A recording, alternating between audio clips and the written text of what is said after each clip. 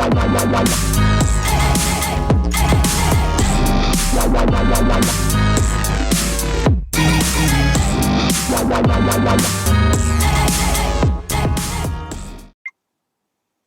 morning, ladies and gentlemen, and welcome to the show on this Tuesday, the 10th of August, 2021. Thank you for tuning in. Glad to have you guys here. Listen, guys, the system's broken. And the upper echelons of the system, not down the lower parts, but the upper echelons, like the Fed, the controllers, the main controllers of the system, they realize the system's broken, and you know what? They must be scared, really scared. And all the people out there don't realize nothing. They don't know nothing's going on. But the IMF, they've just made $650 billion, not billion, sorry, 650 billion SDRs. Those are called strategic drawing rights. They've just created them. They're worth over $1 trillion because they're worth like $1.47, I think, something like that each. SDR. What they are is a basket currency. What that means is they take a number of currencies and they relate the value of the SDR to the basket. They're like a universal currency, the SDR. And it could very well replace the dollar. It could very well be the replacement for the dollar. And the fact that they've just created these SDRs means the system's broken. The regular dollar system that's run for so long, the petrodollar, is broken. It's finally broken.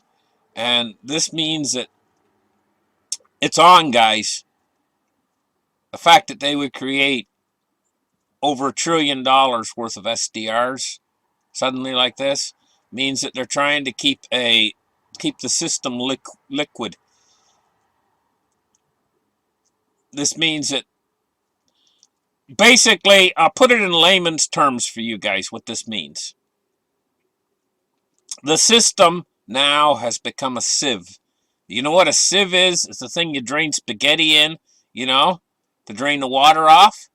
If you pour water in a sieve, it runs out the bottom as fast as you pour it in the top, almost. The system has become a sieve for fiat currency now at this point. This is why they created the SDRs, to try to keep the system liquid. What's happening is they just created tremendous amounts of money at the beginning of this COVID crisis, and now we've seen it peak. It peaked a few weeks ago. Speculation, everything peaked. Now the central banks are starting to all get scared. They're scared. And they're trying to haul their horns in. They're trying to somehow rectify this situation that they're trapped in. That's leading to hyperinflation. It's really scaring them. So what they're trying to do is they're talking about tapering, and they're talking about cutting back and not spending so much and stuff. What that's going to do is that's going to be a mistake in the opposite direction. That's coming soon. All right? The system's going to start to deflate in the opposite way because it's a sieve. The water's all run out of the sieve, or the money that they've poured in is all run out through the holes. It's leaking. The system has become a sieve, and the money's leaking out faster than they can pour it in. And ultimately, if they don't pour it in, the system's going to dry up just as quick and go deflationary and explode. Everything they tried to do will be erased by creating all this money. The system's become a sieve, and they have to correct the monetary system. It's flawed at its core. We are in big trouble. Let's get the chart started right here. Take a look at what's going on in the markets today. This is why you're seeing it reflected in the gold and silver prices. This big smackdown has everything to do with what's going on behind the scenes with them trying to manipulate through modern monetary theory to keep the system running. So we got this little deflationary pulse coming in our near future. This is more in the short term. Going to be a huge mistake because they're going to have to come in and rectify things.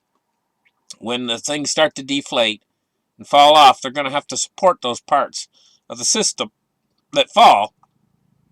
That's going to be the last straw. We're headed into a hyperinflation next year. I'm pretty sure the time of my timing was correct. All those shows ago, I did months and months and months ago. I gave you guys a timing of this whole thing. It looks like we're right on track. Looks like a hyperinflation in 2022. What does that mean for you? It means everything you've got is dollar denominated or connected to the dollar. Real assets, your car, it's going to go way up in value. Your house, everything will go up in value, priced in dollars that you have. But everything that's dollar related, like your bank account, it's going to lose value so fast it's going to make your eyes spin in your head. If you move money out of your bank account, you buy a piece of gold, that's going to go up in value during this. Because it's real and you can hold it in your hand. But if you'd left that money in the bank, you'll lose it, basically. Not completely lose it, but you're going to see that the gold will go up maybe 10 times, and what you could purchase with that money you keep in the bank is going to go down 10 times. So it's like two things moving in the opposite direction. Your gold and your silver. And I know we've just had massive smackdowns and stuff in the gold and the silver. I know. But this whole thing is going to reverse next year. And we're not talking real long term. We're only talking a year or two. You're going to see massive changes are coming very, very soon. They're going to be massive. Because it's real. It's on now. When I see them creating all those SDRs, oh my gosh, guys, I can't begin to tell you. The system is so broken. It's going to be worldwide too. You got to prepare for this financially, or you're going to be, if you're all in dollars, that's all you got, bank account, all in dollars, you're going to be sitting on the curb someplace. That's what this is going to do to you. Wages aren't going to keep up with it. And that's a one-way street for them. They just got to keep printing. If they stop printing, the system's going to deflate. They got to keep pumping it up. They got to keep the bubbles from bursting. And all this talk that they've got, that they're going to do this and they're going to do that, Federal Chairman Powell gets up there and he says, oh, we got tools to fight inflation. That's all talk. That's all bravado. This is basically over now at this point, and it's just a matter of time now at this point. Now, I'm saying 2022 for the real massive inflation to come in. It could come sooner, but it could come a little bit later. It might be 2023, but it's not out there 5 or 10 years anymore. And man, they're putting gold on sale for you guys. Look at silver, $23.36 right now. It's down 7 cents today alone. They're putting it on sale for you guys. The paper traders are trying to get out of their paper short contracts right now because Basel III is coming into effect the end of this year. $23.36 for silver, and oh, isn't that a yummy price? But you know, being as these guys are dumping all this paper into the market, they could drive it all lower. I mean, but you got to think long term in this.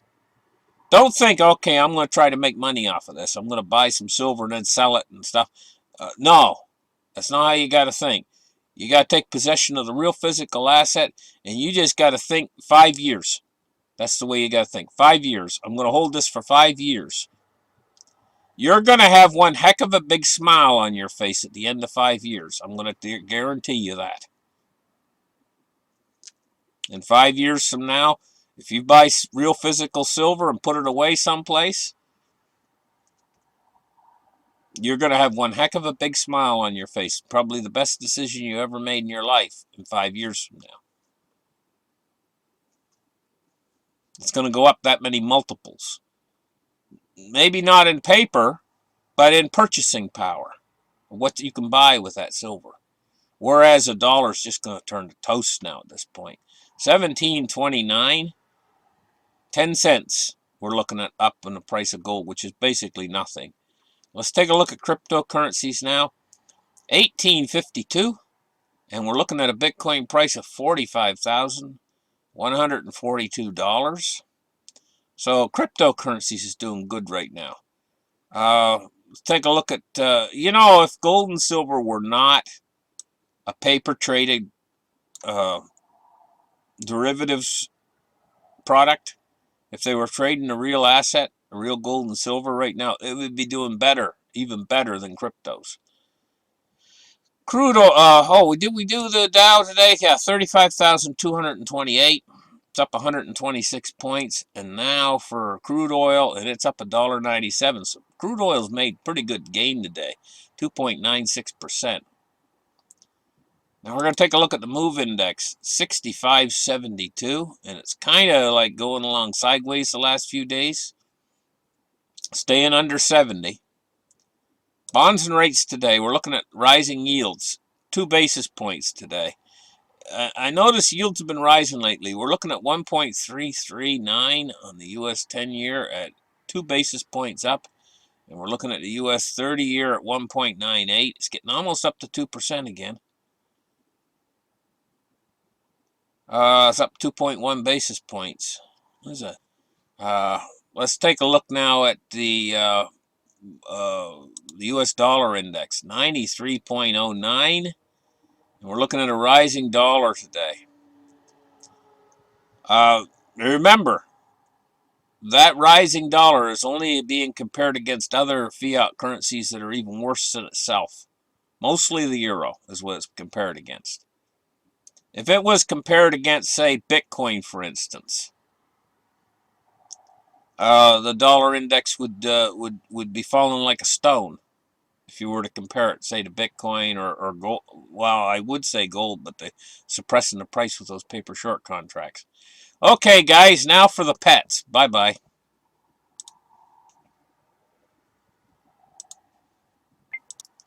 Hello, ladies and gentlemen. Welcome to the pets. Now, the first pet comes from Keith, and it's a tortoise-shell cat, a female, called Whirlybird. And she's about 1.5 years old. And the black cat is a male named Kitty Cat, and he's approximately 5 or 6 years old. They're both strays, and they were both adopted, and they're both treated very well, and they're both very happy. And here's a picture of them both kind of, well, I would say, looking at this picture, that that she's protective of him, and she got his arms wrapped around. She got her eyes half open where she could see what's happening with him, what he's doing, and he's sound asleep because he knows he's well protected while he's sleeping. So there they are. Now let's take a look at the next set of pets. The next set of pets comes from Dustin Salisbury, and it's his pet Pooter. And he says, Pooter loves watching my show. Pooter loves watching your show. So this is Pooter. Now we're going to take a look at the next pet. And the next pet is sent in from Wendell. And these pets, they're 2 boys, the boys, and the AKA top dogs, and they're Robar, pronounced Robert. So we got Robert and the border collie. He's 8 years old, and Boo-Ray, the Australian shepherd. And we got a few pictures of some other pets in here. So let's take a look at this little montage to the end of my show, and I'll give a few seconds to show the montage, and I'll catch you guys in the very next episode. You guys out there have a great day, and maybe, well, summertime. Listen, guys, time for barbecues and things like that, and getting out to the beach and things like that. I know we still have this virus going around, so you have to be a little bit careful. If you see somebody coughing or something, just don't go over near them. Stay good distance away. And thank you guys, and we'll catch you guys in the very next episode. Bye bye.